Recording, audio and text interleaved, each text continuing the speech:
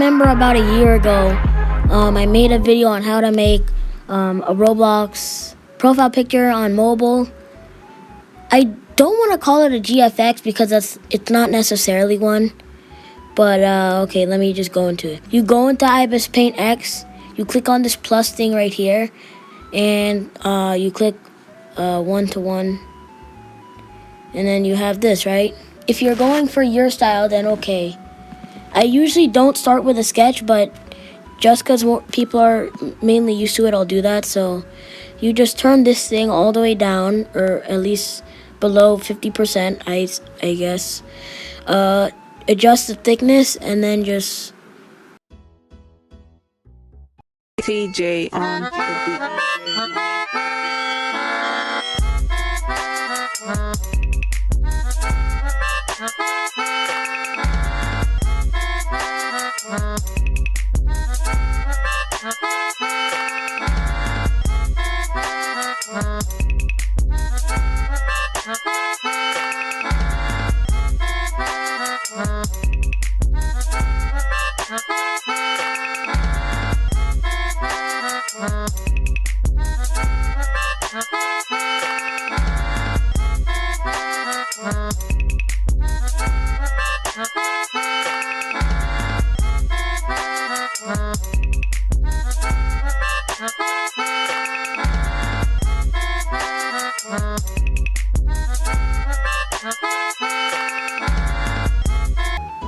okay, now we can just trace over the character. Usually if I'm adding hair, I like to start off with doing that first. And then I'll do like the base of the head. Oh wait, hold on, I forgot to turn on my stabilization settings. But like I said, if I'm giving the character hair, then I kind of like to start on that first. Oh, okay, that's a little off.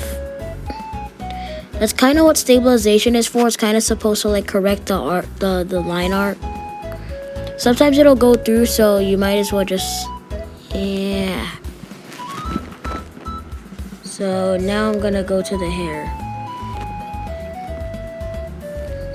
I don't like giving my art dull edges, so I'm gonna fix that at the end. I usually fix it at the end, which probably isn't the best idea, but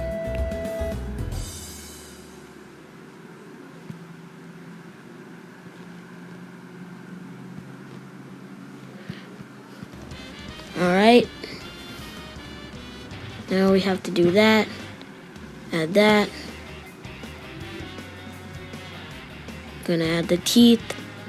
The teeth part doesn't really matter. It doesn't need to be accurate to the sketch. Only everything else, from what I know.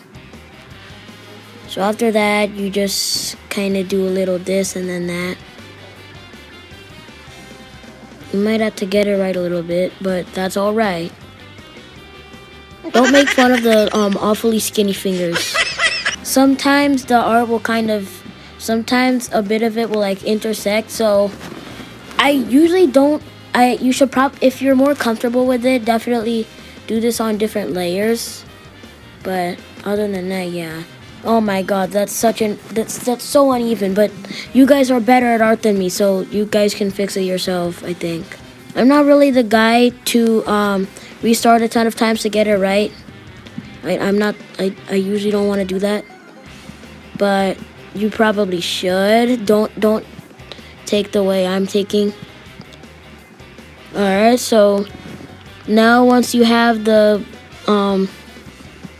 basic part of your profile picture, you just that actually looks pretty clean. So now at this point, usually I will start adding the sharp edges, because I cannot stand the dull edges anymore.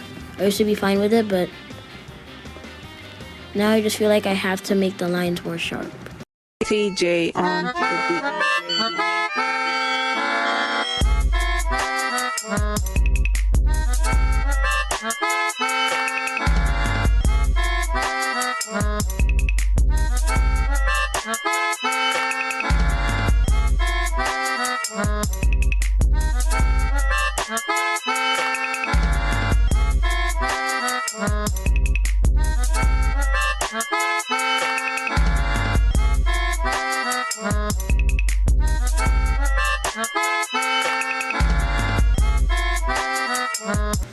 I'd say making the eyes with sharp edges is mainly optional.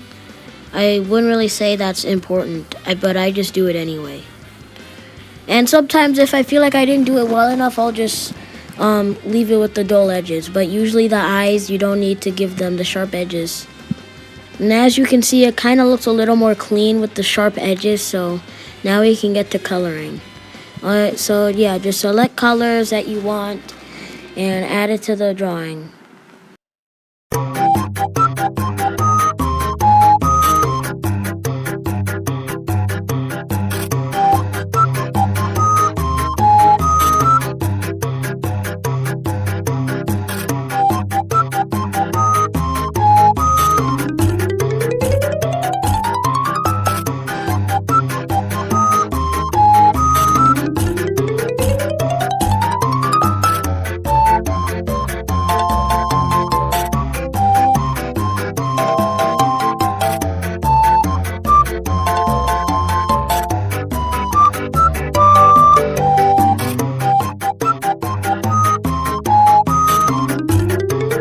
Okay, I'm going to make the hoodie a slightly more vibrant, darker color of blue. And as you can see, this is a surprisingly fitting color. Oh yeah, sometimes I'd suggest you just make the shading for any type of clothing a little sloppy just to show that it's clothing and not plastic material. That's actually something that I screwed up on my profile picture. You should definitely do this if you want your clothes to look more like clothes. Okay, there we go. And the shading for the skin, literally the same thing, so it shouldn't be that hard. I'm gonna go with this color because it looks good. Boom, there, good color. Oh wait, it went through this, but I'll just cover it up. It's probably not the proper way it's probably not the proper shading pattern, but I seriously, I could actually care less. So usually you don't have to shade the teeth, but I might as well just do it here. And if you didn't notice on my character, I usually shade his teeth red. Sometimes if a character has a specific color, I'll shade some of their teeth or anything else that's white. I'll kind of give it like a light shade of their color. The pants, I don't know. I think they could be shaded, although it's already extremely dark, so it's gonna be a little hard to get it right. Oh my god, he looks like he wet his pants. Usually the legs are hidden from a YouTube profile picture, so it doesn't really matter. You guys are probably wondering how I put up with constantly having to back out and go back in. I've gotten used to it, so it's not that big of a deal for me.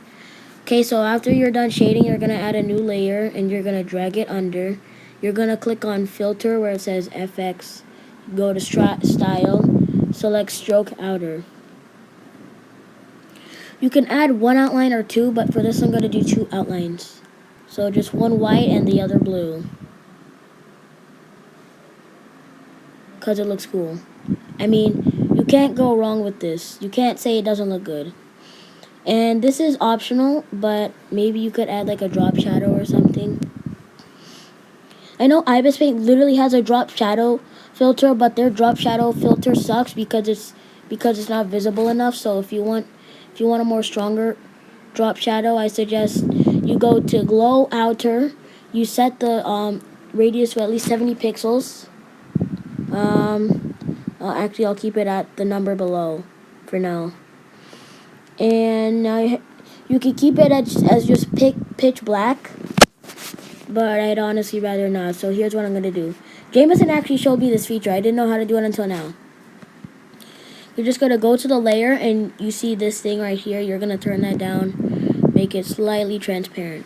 That was genius. I never really knew that was there, or I just forgot it was there. Okay, now we can go to the background. You can make the background really simple or really complex, but I choose to make it simple. Usually it'll just be like a darker color of the... And then I'll just add like a little square or something. I don't know why I can't put in one color, but I'm not gonna focus on that right now. Okay, and then I just add a more bluish outline. And now you have this. Wow. And I think I'll just make this free to use. Anyone can use it, alright? It doesn't really matter. This doesn't go to anyone. And this is optional, but you can also you can also go to artistic and click on bloom. It just adds a little more to, oh wait, wrong layer, but that looks a lot better, but that does look a little better with the, let me just add the bloom again, and then it looks like this. I suggest to put the brightness at least 1 through 10%, because it's pretty strong. Oh my god. Yeah, it does look kind of cool like that. Something that doesn't make them look pale though, that's for sure. But I will admit, it does look cooler with the brightness, because now it has like a glowing filter. But yeah, just keep it low. Like I said, keep it low. 7% is best for me. And there you go. Now you're just gonna save it, and then you go to YouTube and you set it as your profile picture. So I guess that's how you make a cartoony Roblox profile picture in my style. I hope this was helpful. I will see you guys in the next one. Goodbye. Oh my god, I don't feel very